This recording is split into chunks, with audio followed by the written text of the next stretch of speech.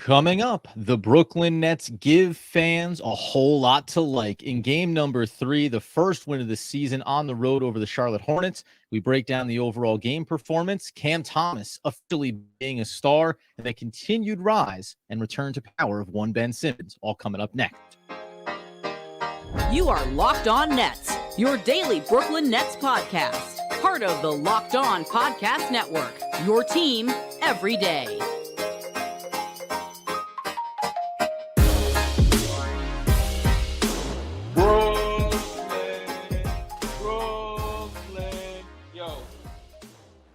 Yes, my friends, it is the Locked On Nets podcast right here on the Locked On Podcast Network. It's your team after a win, the Brooklyn Nets, every single day. Over there, you'll find Doug Norrie. I'm Adam Armbrecht. We thank you for making us your first listen of the day, 100% free on all those great platforms. And to tell you that today's episode is brought to you by Game Time. Download the Game Time app, create an account, and use code LOCKEDONNBA for $20 off your first purchase. Our first purchase, Doug, is a Brooklyn Nets win. 1-2 officially, 133-121 over the Hornets, wire to wire, and really, arguably, the best complete game the Brooklyn Nets have put together, most importantly, because they got the win. Yeah, man, it's good to get one in the books. Feels like in some ways it could be 3-0, but we'll take 1-2 to start the season. Positive point differential on the year right now because those other two games were such close losses. You have to feel pretty good. I mean, they had to get this one, right? Like they were favored going in. We know the Hornets are, just a lesser team, even without Nick Claxton, even without Cameron Johnson.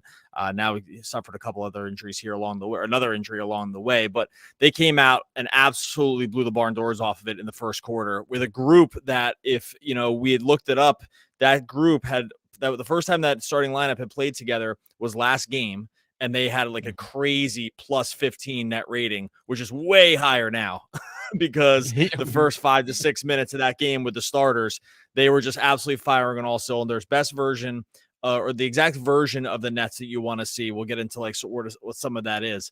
But what we saw specifically in that first quarter, I'll say even the first 6 minutes, was almost like the dream of what you thought you had at times with a healthy Simmons and with some somewhat athletic shooters around him.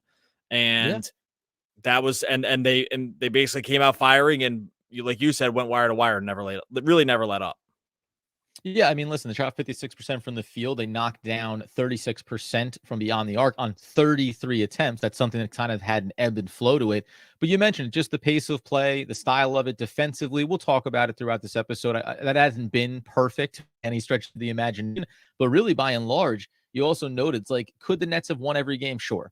But did you need to at least show that you can win one of these games? Yes. And then it makes looking back at higher level of competition in the Cavs, certainly, and in the Dallas Mavericks and go, okay, so we think we can go toe-to-toe and be in those games. And here's a middle of the road, maybe back half kind of team, the Charlotte Hornets, that we need to be able to go out and dominate at time. And that's what you want to see. And I think the other big thing here after 3 games, and specifically in this one, is, this offense is good. We believe in there's going to be matchups when it looks different throughout the year, but that was the big concern is can this offense function? And we know in the absence of Claxton, but it can. When you have these shooters, when you have pace of play, when you get out in transition, this team can be successful. And at a minimum, looks like they're not going to have maybe the same difficulties quarter to quarter, game to game of finding ways to be productive on that end of the floor. A guy we'll obviously talk about in Cam Thomas being a big part of that. But it's been overwhelmingly positive. And getting this check here, knowing what the schedule is ahead, really mattered for Brooklyn, I think, in a big way to get this underneath their belt with all the new changes that they've instituted from this offseason coming in. Yeah, again, and we're going to get to Cam Thomas here. We're going to get to some of the other guys that we saw, but just on a high level, right? Like when they brought when they were putting this team together in the offseason, one of the things we talked about was how could things function together? Would they have enough scoring? Would they be able? I was actually just worried with having enough scoring without enough shooting. I'll just say right now that was wrong. I'll already do a take back on that, and I'm fine to have been sort of wrong about some of this stuff. Happy to have been wrong, frankly, about this. If you want to be wrong, err on the side of Sometimes I err a little bit too much on the side of caution, and then they've shown that some of these guys have found the shooting stroke. Dorian Finney-Smith clearly has gotten, found some of that long range stuff that he wasn't able to find, right? We had been seeing it from Dinwiddie. He got hurt. Cam Thomas has been an absolute revelation in the scoring. He's scoring and just playing far more than I ever thought he would. So that that one is sort of, it's hard to do a total take back on that, but he's just playing more. So great news. Mhm. All in all, though, we've seen this team, this version of the team coming together, because if they are going to get after it defensively and Simmons can be able to push the pace and they have a couple other guys who can do it as well, this is kind of sustainable, right? The questions will become like, what happens when they get some of these guys back, like Claxton, but the other guys, like, who aren't even here, just frankly just help what they would already be doing. Dinwiddie's, he'll be back at some point. Cam Johnson, whenever he comes back, like, their skill sets already line up with what the Nets do. So it's really, really encouraging to see what the sort of the vision of the team had been during the offseason coming together kind of exactly like you pictured it. And that first, like I said, that first quarter, and really this whole game, but like that first quarter was really the example we were looking for.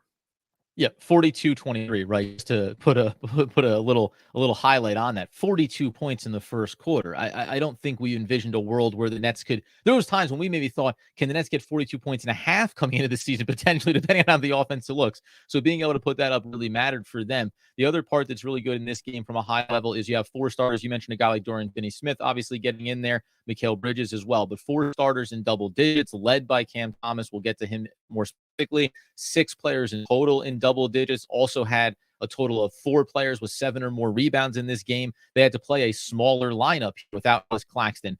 Day'Ron Sharpe doing some Day'Ron-like things. But the fact that against a matchup where there's a couple of players that certainly present concerns there on the interior, the Nets were still able to manufacture success, find ways to do some gang rebounding things, and then defensively as well. I think they've given us throughout 3 games and in this game samples of when they can dial it up, when they can lock in. So it's possible there, and certainly we'll highlight what they were able to do against LaMelo Ball in this game as well. But I don't know how, and we said this through the first 2 games, way easier after the win to sit here and say, I don't know how you don't feel overwhelmingly positive about what we're seeing on the court and the idea that this can get better and continue to build going forward. Coming up here in a second, not only Cam Thomas, who's giving you 30-plus points a game over his first 3 games. And yes, that's a somewhat historic pace for a young player. Also, Ben Simmons and his continued progress here. What does it mean for the short and long-term outlook of this team? We'll dive into that in just one moment.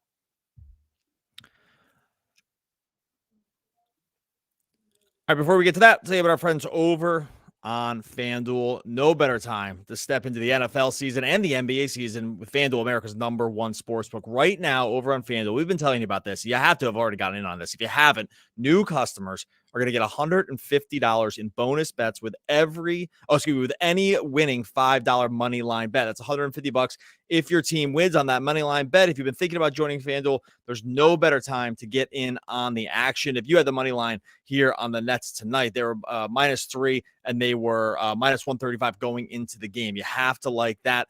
Maybe you want to get a little football stuff going in. Maybe you're still believing in the Jets. Maybe you think they can upset the Chargers next Sunday night. +128 on that money line over on FanDuel. Hey, you gotta believe sometime, folks. And that's FanDuel gives you a chance to do it. Spreads, player props, over-unders, and much more. Visit FanDuel.com/locked-on. Get in on the action this NFL season. FanDuel, official partner of the NFL.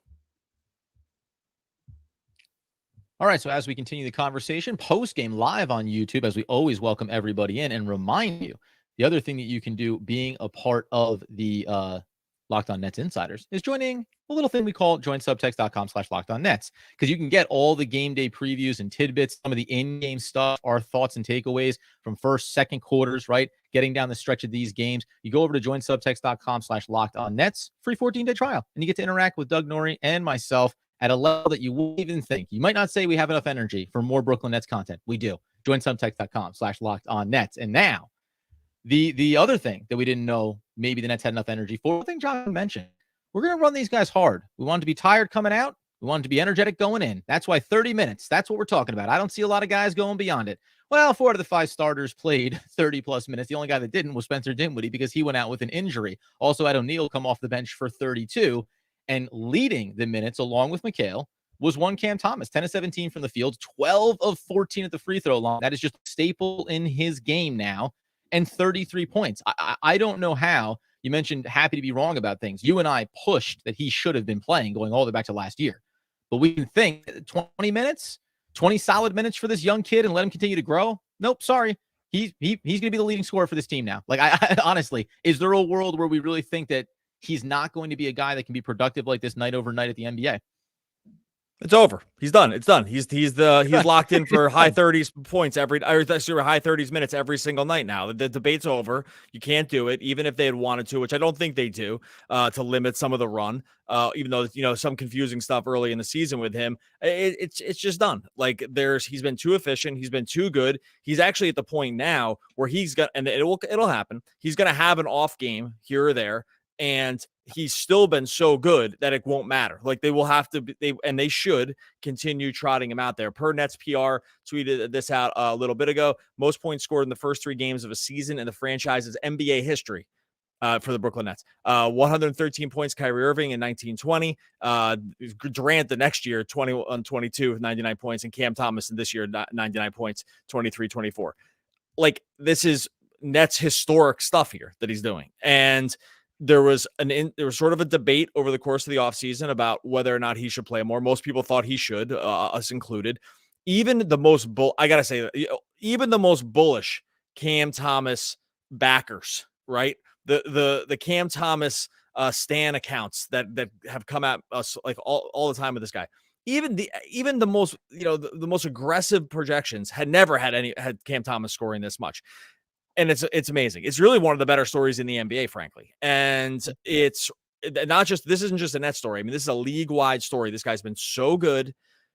There's no doubt anymore that he should get massive run. He should not leave the starting lineup. Some of the injuries will help not have to have too many questions around it. But he's butting up against superstar territory, especially in the scoring department. And that's not hyperbole at this point. 33 points in this one. He took 17 shots, 14 trips to the line. I'll stop with my spiel here. He actually he should have 5 more foul shots in this game that he just didn't get calls for. He got to the line 14 times. He should have had 19 free throw attempts in this game. And it's been one of the cooler stories in the whole league. Yeah, and you talk about, too, the volume, the percentage that he's knocking down right now. Remember, one thing that should be a highlight here is that he's only shot 4 of 13 from beyond the arc. Hasn't been a big part of the game here at putting up 30-plus points. He's going and living inside of those mid-range, right? He's taking on defenders, finding those pockets and being successful. And then the big attribute off of that has been the Ben Simmons and how these guys are working in tandem together. I spent time on the last episode discussing forming the best units here. Now, I didn't care where they played with one another, but a very strong case can now be made that Cam Thomas is going to the starting rotation sooner than later, that Ben Simmons' play, which, again, the most impressive that he's put together was tonight overall on both ends of the floor. These guys work well together. They were great together. And it all of a sudden does change, I think, the way we look at these rotations and this team over the course of this season. Yeah, look, there's gonna be mixing and matching stuff that's gonna need to happen with the personnel that they have. You mentioned that, and I thought it was a good podcast the other day. You talked about sort of like what happens when Bridges and Thomas are sharing the court together, and like how they're neither of them, both of them are playmakers, but neither of them really sort of like are team elevators in the sense that like there's not going to be a lot of other assists and just it's going to be mostly if they have the ball and they have a good defensive matchup, they're going to try to get to the lane and score. And both of them, and we sort of saw tonight to some degree of a dueling banjos version of this with the two of them, where it was like they would get good matchups. Either like Cam would try to get switched onto the opposing big, and Bridges was able to cook Rozier and a couple of smaller defenders at times, just get to the rim himself. And you're like, okay, well, this version of this works too. Now there's only one ball, but if both of these guys taking shots are going to be pretty efficient, then I think you can kind of live with this style of play. And that was definitely what we saw tonight, because like, again, like as much, this is not a dig on this, but like you look at Thomas's line, he had 38 minutes, he had 33 points, he had 2 assists. Right. And I actually don't even remember where those 2 assists came from, because it doesn't, that's just never what he's looking to do. And so you're not going to get like floor raising on the team aspect, but what you are going to get is really, really efficient scoring. And I think if that's going to be the case, when you combine them with a guy like Simmons, Thomas is just so good at it at this point that he's going to pick out the best matchups. He's going to punish really, like if you're trying to switch, Charlotte switched a little too much here, and they were able to really take advantage of that at times. That Simmons would screen and then rescreen, and they would get the switch they wanted. This is kind of how they mostly ran the second half with him and Bridges.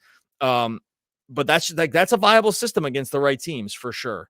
And I think that the way they're put together, Thomas, even if you were worried about some downside pieces of his game, like on defense or whatever, or like there's no passing, again, it's still just been too good. It's just been too good. And I think at this point, with the way the Nets have their set up personnel wise, he can pretty much play with anybody, and they're going to feel pretty okay with it. Yeah, the game has evolved. Jacques Vaughn talked about this pregame as well, about just Cam Thomas functioning within the offense. And we understand fans are going to say, hey, should have been him, had to be him. But you have to also sit here and say that you've now seen it over 3 games. You're seeing it in real action here, as opposed to a year ago, right, wrong, and different, when he was playing with garbage time minutes, with non-starter players, with non-rotation players at times. It just made it hard to get a concrete feeling about what he was capable of.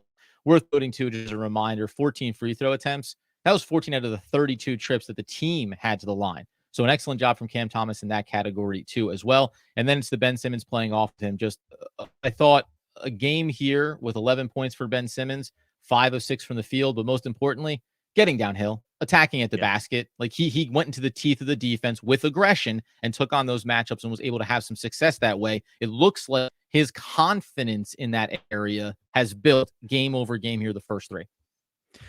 Still only 6 shots in all that time. Good right? enough. Like, so like 6 shots in 35 minutes. Not going to complain. It's not necessarily not going to lodge a complaint on this just because the team won. And I think, he came really close to the triple-double. Probably could have had the triple-double. They had some good, like Royce O'Neal rimmed out a couple threes. Like he could have easily been up and over 10 assists in this game, but just a couple shots went down. Again, like the Nets put up 133 points in this game. So it's like not like too many things missed.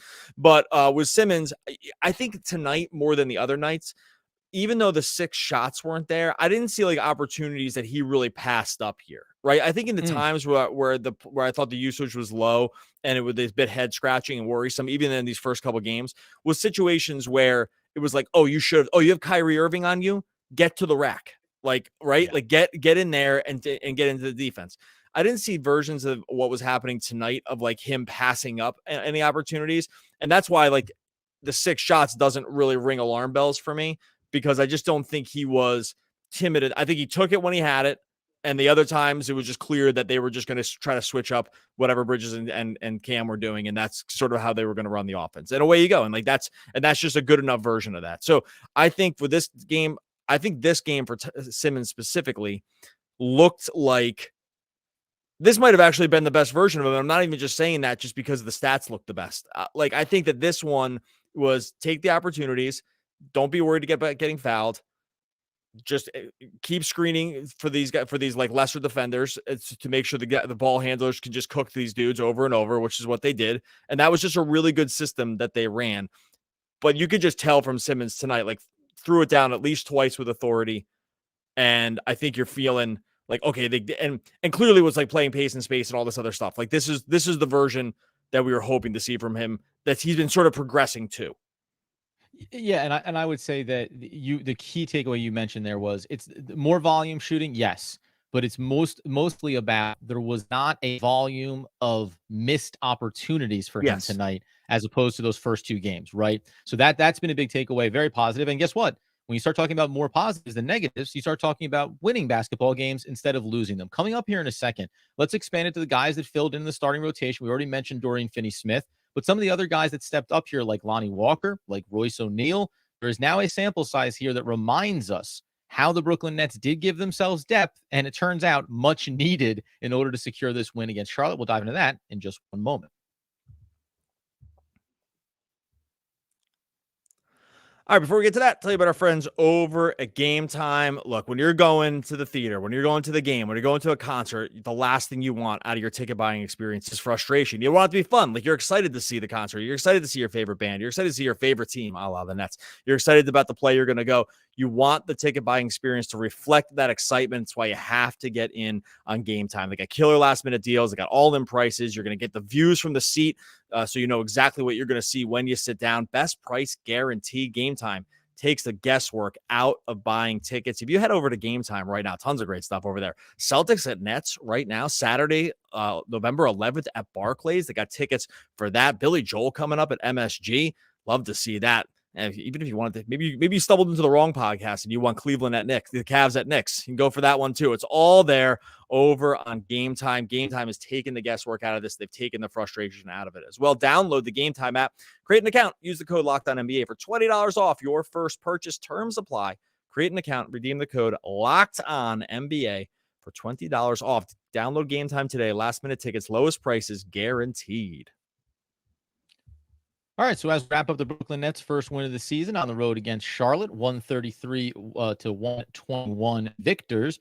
A good reminder here as well, the Nets had it in the fast break category, 28 to 16. They still need to clean up the turnovers, give them that as well. Points in the paint, 64-70. They lost that battle, but when we think about some of these things, including the rebound categories, the Nets won that, 36-31 on the defensive boards, 10-8 offensively. Like, by hook or by crook, they're manufacturing success on both ends of the floor in categories that we wouldn't have normally thought about. And I just think it speaks to, in all these different areas, the depth that they've been able to utilize. We mentioned Dorian Finney-Smith with his big night. Dennis Smith Jr. is going to be a nail biter every time he takes the court because it looks like he's just waiting to get injured. But Lonnie Walker as well stepped up in a big way too. Really helps fill in the gaps here in much needed areas. Yeah, this is the other thing. When we spoke early in the season and we thought betting the Nets over on the 37.5 wins over on FanDuel felt like a good bet. The depth was a part of what we talked about. It was like, hey, that, maybe they don't have the talent all the way at the top end, but this is a really deep team with a lot of interchangeable parts that can go out there every night and kind of like not lose too much based on who they bring in, right? Yeah, so everything's a little different. There's some differences in skill sets here, but overall, there's a lot of guys, they could do a lot of mixing and matching. They've done a ton of mixing and matching over the course of these first 3 games because of injuries and just some other stuff. And again, I have to remind you, they were in 2 games that most people would have put down as losses to start the year, Cleveland and Dallas. They were in it right to the end. Yes, some miscues. Maybe you feel like they should have maybe we'll come out 1-1 out of this. They still have a positive point differential on the season after this win. They've been playing without Claxton, without Cameron Johnson, right? Like they played the second half of this game without Dinwiddie, but guys like Lonnie Walker looked awesome. Like Lonnie Walker looks like he could start, right? Yeah. Like Dorian Finney-Smith. Yeah, Dorian Finney-Smith has found the shooting stroke and looks like looking more like an all-around player than he's looked at any other point in his career, frankly. And that depth is actually the story sort of how they've been able to, I think, punch way above their weight in these first 3 games, even at a 1-2 record, because really kind of everyone and anyone that they've brought into play so far has played well, and they played really well together. And it's very encouraging as this season goes forward after this win to say, they have a group of guys that probably should and will be competitive every single night. Do they have the most talent in the league? I mean, definitely not. But when they get down to player 12, they still have guys that can ball, right? And that's going to keep them. That's going to keep them in a lot of games. They're going to be able to beat up on other team's second units, and and this is what, again, like why we thought that win total, that plus the motivation, seemed a little low. 32 minutes from Royce O'Neal in this game, just to highlight this, like even him, 2 of 6, that could have been 4 of 6 from beyond the arc. He said halfway down on a couple of those shots. The Dennis Smith Jr. minutes, I think Lonnie Walker may be needed here tomorrow. We'll talk more about the injuries and the timelines around Cameron Johnson and Spencer Dinwiddie, Nicholas Claxton, right? So some of these guys are going to have to do some work here in the short term. But comically, even Day'Ron Sharpe, just 10 minutes of game action, but he gave you all 8 of those rebounds and a classic 5-foul performance from Day, who was reverting back a little bit to some of those old forms for him. Well, let me real quick. Yeah. Let me jump in on that because I have the hilarious numbers. I looked at his first 25 minutes of the season. So you figure like, okay, Day'Ron Sharpe is a 25-minute player, right? That's how many minutes he's played so far this season. 17 points, 14 rebounds, 3 blocks. Problem is, in one real game, he would never get to 25 minutes because he has 8 fouls. He has 8 fouls now. So he's fouled in 25 minutes. He's fouled out and then probably been also removed from foul trouble just because he's just so aggressive. But no, and one more thing too about that I just didn't mention with the numbers. Another problem. Think about what we talked about last year as like the most nauseating, hair pulling out, frustrating part of the Nets season last year. Like that would happen every single game. What was it? Like what would happen every game that would just drive us absolutely crazy from the other team? Oh, getting beaten on the glass all the time. Okay, right, exactly. Getting murdered on the boards every single night. An offensive rebound party for the other team every single night last Second chance year. points, anyone? We have those for Second you. In chance bunches. points. They right, like bottom 4, I think, or 3 in the league last season on opponent's second chance points. Opponent's offensive rebounds was an absolute just like party on the glass. This year, they've not only have won the rebounding battle going into this game, had limited the first 2 games. The opposing team had the least amount of rebounds in the league. Now that's going to go up a little bit here because the pace was up here, but still they've out rebounded. They've won the rebounding battle, and that's Claxton's missed 2 games, right? Yeah. Like this is a team rebounding effort. DFS has been awesome. Simmons has obviously been awesome here. They're team rebounding, and that as much as anything else has been a game shifter for them. And it's kind of gone unnoticed, honestly. Like, because we're talking about Cam Thomas and we're talking about the scoring and we're talking about this other stuff. They are winning the rebounding battle in a way that is sustainable. Yeah. Okay. It's Cleveland without Jared Allen. It's Dallas, and they took Lively off the court and they're playing like Kleber, and Dwight Powell and guys like this. And in this game, and but like, Charlotte's got some bigger guys like Mark Williams, Nick Richards, like LaMelo rebounds. He looked like dog crap, but like, he's, rebounds the position well. They're winning the rebounding battle. And that's just something, it's a place that got absolutely killed last year. Yeah. And it's funny, man. I'll tie up just this great first win of the season for the Nets, that even these first 3 games, and it's not about, you always want the superstars, but listen, when you think back to last year, there were games, you mentioned rebounding. There was just games when you felt like, do we even have a system? Are we running plays at all? Whether or not some of the coaching decisions, the late game sequences in these first couple of games, this is a team that has an identity on both ends of the floor. It's going to take them time to fully get to max potential here. But I've loved watching these first 3 games, because it looks like everyone has their role. Everyone has their part to play. We mentioned about having these redundancies. Cam Johnson goes out. Well, Dorian Finney-Smith is ready to step into that role, right? Need more ball handlers. We went out and got that. Lonnie Walker being able to go in the teeth of defense and get some layups and shoot from the perimeter. It's just been a lot of fun. So I think this third game against bad team, wherever you want to rank them, against a team you should beat in Charlotte, you went out and got them wire to wire. Now you carry this over and you look to some big matchups coming up here that are going to be fun for the Nets. So love it. Can't say enough about it, and really happy that we're getting massive YouTube live people joining in here to celebrate these wins, because that's what the season's about too, baby. Yeah, a ton of people on YouTube live right now. Really, really appreciate everyone jumping in here. If you're on the podcast feed for the millionth time in a row, you got to get over to YouTube, because that's where we're doing the live post-game stuff. We are going to hang around here for a little while after this first win and answer YouTube questions. So get in those questions now at Locked On Nets if you're over in chat. In the meantime, if you are not and you're listening to this later, get in on the conversation. Had a ton of great conversations over on Subtext today. Join subtext.com/LockedOnNets. Free trial over there. It's just one-on-one talking basketball. And there's nothing I like to do more than talk basketball every single day. And to know that someone's listening to me each time makes me feel even better. So join subtext.com/LockedOnNets.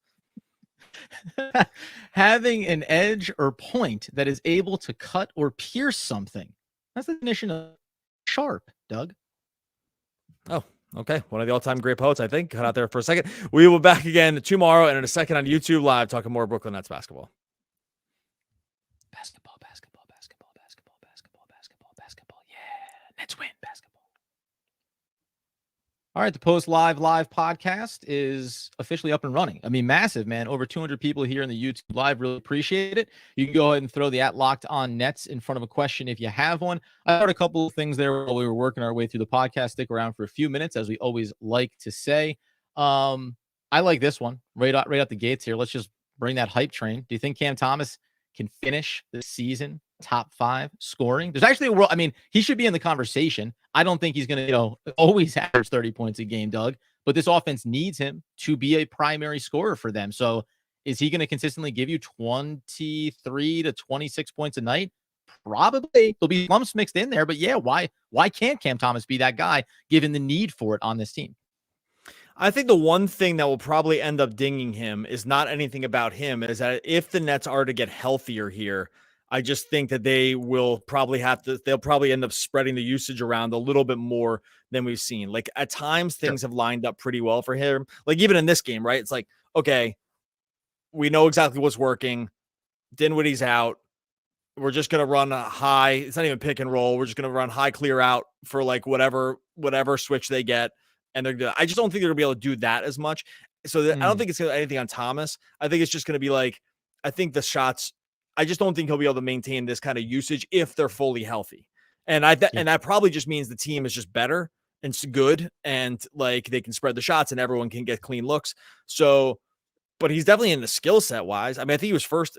I mean, where is he now? I'll look it up while we're doing this. I think he was probably close to first. He was first in scoring the other day. It's after only 2 games. He scored 33 tonight. So he can't have fallen too far.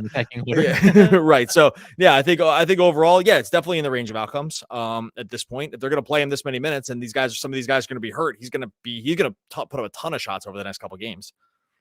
We'll go ahead with the one that you spotlighted here too from Gary. Locked On Net, biggest surprise after 3 games, biggest disappointment. Well, I mean, Cam Thomas, even though we expected him to be productive, that's pretty big surprise. The minutes he's playing and how much he's being relied on offensively. What would be another? I mean, I don't know. The rebounding for me, the rebounding that I mentioned the other day, a minute ago, I think the rebounding for me is a massive, massive surprise. If you told me they were going to be without Claxton for 2 of the first 3 games, I would have said they would got murdered on the glass, and it's gone the other way. I've been totally wrong about that. Yeah, I'd say, I mean, disappointment would be, like injuries might end up being a part of that, but that's, fluky at best. And then we'll talk a little bit more about Mikal Bridges. It's been interesting for him these first few games. It's nothing, not worried about it, but the ball handling issues tonight was a little funky. This was the thing that I talked about in that previous episode of just trying to make sure that you're also carving out the path for Mikal Bridges to be really bullish and confident early in this season. Cam Thomas is getting those opportunities right now, and there's this weird little shuffle going on there. It'd be harder for me to find disappointments as opposed to overwhelming positives, including, we mentioned him in the episode, but Dorian Finney-Smith, this is we always talk about willing to be wrong. Dorian Finney-Smith is exactly what this team needs, the depth perspective, and he's shown that now these first 3 games. He's fit in really well with Ben Simmons too.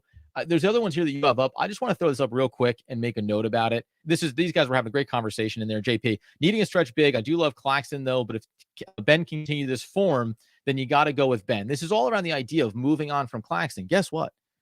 The Brooklyn Nets, even though they won this game tonight, they could have used some Nick Claxton to really shut things down around the basket. Like that's the one difference here. We all get elated when Royce O'Neal is coming in with swipe behind blocks. But Nicholas Claxton does have a different skill set than Ben Simmons. These guys can't share the court together, but the one thing we're still waiting for is that fully rounded defensive identity. That is still what Nick Claxton is. And I think we're going to have this conversation all early season long here. I am not in camp. The better that Ben Simmons looks is the more likely it is you should trade Nicholas Claxton. I still think you have to look at this as being the quality of talent that you have on the roster and finding ways to maximize all of them. Yeah, like you still want Nick Claxton's still a great player. I mean, he's defensive player of the year candidate like last year. So it's not his fault that his skill set doesn't like mesh well with Simmons. And maybe we still haven't gotten enough. I think we've seen enough, but I've been told that maybe we haven't seen enough for him and Simmons. I think one thing was really clear for me, and this is like, it's not anti-Claxton. It's just like, we've talked about this many times. They just don't have the perfect personnel to work with him. Like the personnel they have works way better with Simmons than it does with Claxton, just because that's just the way it is. But you saw one of the reasons that the Nets have been able to sort of like, with Cam Thomas, with Bridges, and with Simmons, and with Lonnie Walker, like they're able to get to the rim a lot more. Is actually, frankly, this Claxton's not there. Like when Simmons sets the high screen and they play 4 out, like there just is more room in the paint. It actually gives the opposing big, that gives the opposing center a lot of problems because the opposing center has to come out, even though Simmons is not going to shoot a 3, it's still you can't not go near him. You can't. Well, no. The thing is, you have to come out because Simmons will just screen. Because Simmons will just screen the point of attack guy, and then that the guy will get a wide open look. So even though Simmons can't space the floor, the opposing center is still forced to come out with him, just to not have it be an open look for the guy that Simmons sets the screen on.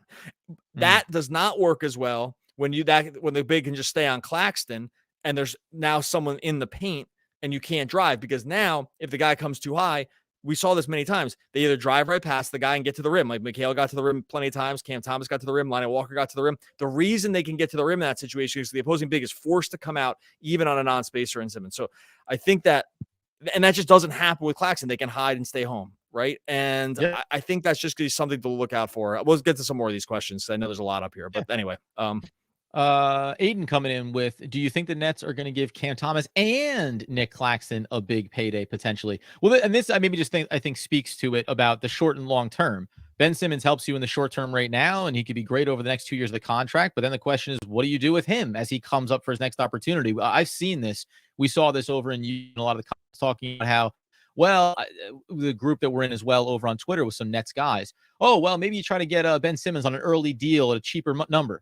Ben Simmons ain't coming for a cheaper number. He's just scratching the surface of getting his value back. He's licking his chops about playing well and going back for a big pay. So the Nets will have to make decisions about this. To me, it still comes down to what you just talked about. What Ben does for the offense versus what Nick Claxton doesn't do. Nick Claxton would then need to show the next step of his offensive game to validate keeping him around and saying that he can be a guy in long term that maybe Nicholas Claxton and Cam Thomas and other young players can be a part of the new core beyond this iteration of the team.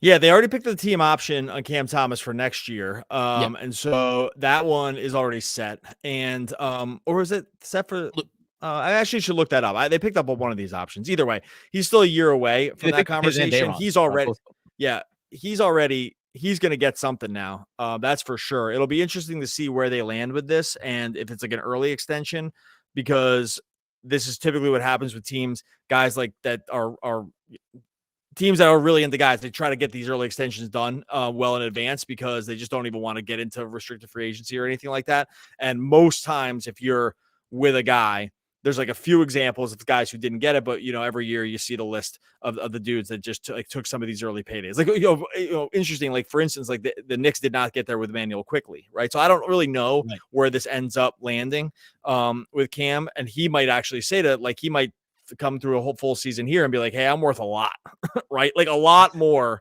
than that. It could be an actually interesting conversation around like where the team views him. I don't think it's a total lock that they go all the way with him, but he's clearly made himself a lot of money in just 3 games. I think that I think he could be bad for the next 10 and he won't be, but he could be. And he would still be pretty safe here. I think it's just been too good for too long of a stretch now. Locked on Nets from Jonathan, frequent flyer with us over on YouTube. Would it be such a bad thing to have Nick Claxton and Cam Johnson come off the bench? The second unit would have so much more length and solid defense. So this goes back to the conversation that I was having about forming these best units. And I don't really care about starting versus bench. It's just about constructing quality units that can play together. I will note that the Cameron Johnson one is at least interesting, because you start to think about creating these best rosters. He still sits in that first lineup. Frankly, if Dorian Finney-Smith is playing well, it's different, but it's not that much different. And you go back and watch the last episode, I highlighted how Claxton and Dorian Finney-Smith have good minutes going back to last season together, as he does Bridges. John, like you can have a second unit with Dorian Finney-Smith in it and Nicholas Claxton that can thrive. It's just going to be about figuring out who's your ball handler there. Maybe it ends up being Spencer Dinwiddie bleeding over. Maybe Dennis Jr. can provide that. Lonnie Walker is showing value. So I don't see Cameron Johnson does not come off the bench after getting that payday. It's kind of a part of the way it works in the NBA. Your paycheck does dictate a little bit about where you are in the pecking order. Oh yeah, for sure. Like he's going to start. I think that he should. I think that these are these are all good problems to have, guys who like all should be playing and have a lot of minutes. And I think that, look, we're going to talk more about Cam Johnson. He might not be back for a while. He's not getting evaluated for 10 more days. And by the way, not like the Nets have an amazing track record with the soft tissue stuff. So well, they already did it in the preseason. By the way, remember, Cameron Johnson was supposed to play in the preseason. Remember, 100% I'm playing in the preseason. Then he didn't do that. Then he came back for a little bit of a sample size and then went out. I didn't cut you, but yeah. And by the way, though, silver lining, we talked about this in the offseason. The Nets are one Cameron Johnson injury away from really derailing the season completely. I don't feel the same way anymore. Now, a long-term injury would be a problem. But again, these first 3 games tell me that, okay, we actually could have some viable options here. Which I think does bleed into this one as well. Dinwiddie injury opened up more Lonnie Walker minutes and possibly Trendon Watford. yes, Lonnie Walker, he's showing, and he has some pedigree. He's played on quality teams that have been winning basketball teams, playoff basketball teams with the Lakers. Yes, I think Lonnie Walker is already showing that he has value. And I think Trendon Watford, whether it's the Claxton injury here, whether it's Dayron and what he's been doing, I don't know when, but the Trendon Watford sample size does feel like going to clear, especially as you deal with these injuries. Yeah, it'll be interesting to see what happens here. They play Wednesday against the Heat. I'm not sure. We'll probably see a full strength Heat team. Bam said out tonight for the Heat. So I'm not sure exactly what version of that team we're going to see, but I think we probably end up seeing. I mean, we'll see. Like they said, it was a sprained ankle for Dinwiddie. That feels like at least one game, right? If not more. And so I feel like we'll probably get Lonnie Walker here. Claxton's supposed to be back for that game. It will be interesting what happens here. Claxton will be back. No, Claxton's out, I think, already for Wednesday potentially here. Don't quote me on it, but I think he's already out for Wednesday. You double check me on that in the back. Yeah, I'll look at that real quick. Okay, which will be interesting. I think Lonnie Walker. Then yeah.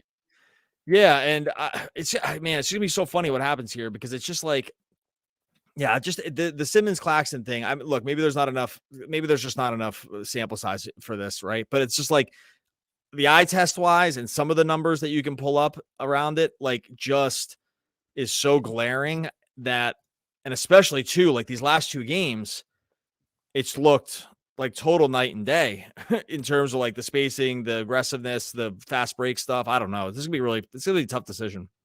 Well, you're too about that. So in a game like tonight, okay, Dorian Smith gets into the start lineup. He's effectively playing a small ball 5 because Ben Simmons has all this versatility, even though he's the biggest player on the court for the Brooklyn Nets at times. So if you fast forward in your point about when they're playing out at pace and in transition, well, then Claxton can function with Ben Simmons. But then when he gets into half-court sets, that's where you have problems. Dorian Finney-Smith solves that because he can shoot. A Trendon Watford solves that because he's athletic. He has some perimeter shot as well. Like it's that last little element. And every game that Claxton doesn't play, I'm sure fans are going to say, it's like, well, here's another really smooth-looking offensive sample size. The nice thing about this is you can think about a Trendon Watford. You can think about pulling out Spencer Dinwiddie from the starting unit. You're going to put Cam Thomas into that starting unit, so he's playing with Ben Simmons. All of a sudden, you're still going to have some size and length. It's just about functionality right now. So I think the best thing you can say about having injuries is that a guy like Lonnie Walker, even Dennis Smith Jr., he's been playing, Dorian Finney-Smith, continue to prove that you can be relied on, even if the role is going to be larger or smaller. Just don't give us that ugly 2 or 3 game sample size where you're like, oh, this is why in the starting unit, or this is why you wouldn't normally be in rotations. Right now, Dennis Jr. has been the biggest, like, okay, we're a little mixed baggy here for you, Dennis Smith Jr., including instances where this guy likes to take some shots. He'd like to prove something, and that's not your primary function. So it's been mostly positive, but some guys I think you still want to keep an eye on. Last one we have up here currently. Nets, given how so many players who can provide value to this team, who realistically is just on the roster come trade time? Yeah, I don't have any. I can't drill it down right now. Originally, I would have said, well, Dorian Finney-Smith and Royce O'Neal. And Royce O'Neal is still probably tradable for me at this moment, but Dorian Finney-Smith isn't. He matters to this team now. He is a part of this rotation contract. A lot of, I think you have to wait and see. The 3 games isn't enough, but as we get to the deadline, this should thin itself out in terms of rotations, really identifying the core players that matter this season and even beyond. I mean, I would trade Dorian Finney-Smith in a second because I think that the best thing ever is happening right now is that like he's boosted his value. This is not a win now team. This is not like a go far in the playoffs kind of team. This is a team that's still trying to recoup assets from like the Harden stuff, and they did it a little bit with Durant and Kyrie, but Dorian, my dream goal situation here was that Dorian Finney-Smith does this, so he's back to like first round value. Kind of like first round pick. Talking about like we diminished him potentially in the offseason. Recoup that value before there's an opportunity. I mean, he's playing like a guy that would come in. I mean, if it's been 3 games, but he's clearly playing like a guy who you could get a first round pick for because every team needs this kind of guy, and championship level teams definitely need this kind of guy to be able to shoot threes and just lock up defense. And so, like, say to yourself right now, like the way he's played, it's just 3 games, right?